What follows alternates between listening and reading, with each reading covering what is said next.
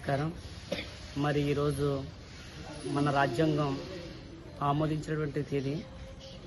అయితే మన రాజ్యాంగం నవంబర్ 1949 నవంబర్ 26ని ఆమోదించబడింది. తర్వాత అది 1950 జనవరి 26ని అమల్లోకి వచ్చింది. మరి ఈ రాజ్యాంగం రచించినటువంటి మన అంబేద్కర్ గారు దీనికి ఎంతో కృషి చేశారు.